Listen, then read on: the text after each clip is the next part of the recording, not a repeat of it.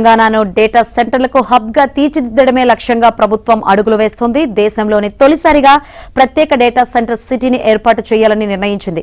హైదరాబాద్ కు 55 కిలోమీటర్ల దూరంలో వికారాబాద్ జిల్లా చేవెళ్లలోని ఆలూరు గ్రామంలో సుమారు 1500 ఎకరాల విస్తీర్ణంలో ఈ నగరాన్ని అభివృద్ధి చేసేందుకు ప్రణాళికలు సిద్దమవుతున్నాయి.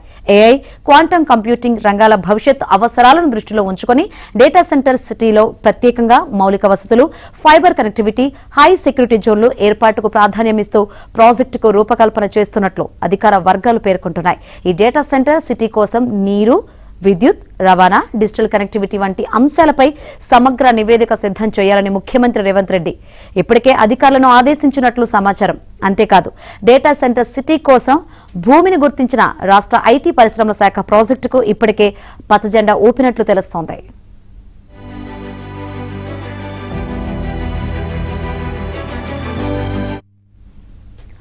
మైక్రోసాఫ్ట్, అమెజాన్ తో పాటు control S, Sify, STT global వంటి పలు అంతర్జాతీయ సంస్థలు హైదరాబాద్ లో ఇప్పటికే డేటా సెంటర్లు నిర్వహిస్తున్నాయి. ఇందులో కొన్ని సంస్థలు తమ కార్యకలాపాలను విస్తరించే ప్రణాళికలో ఉన్నాయి. రాష్ట్రంలో ప్రస్తుతం 150 నుంచి 200 మెగావాట్ల సామర్థ్యంతో డేటా సెంటర్లు పనిచేస్తున్నాయి. భవిష్యత్తులో ఈ సామర్థ్యం సుమారు 5 గిగావాట్లకు పెరిగే అవకాశం ఉంది. ఇప్పటికే కుదిరిన అవగాహన ఒప్పందాల ప్రకారం మొత్తం ప్రతిపాదిత డేటా సెంటర్ల సామర్థ్యం 11 గిగావాట్లకు పైగా ఉండనుందని అధికార వర్గాలు వెల్లడించాయి.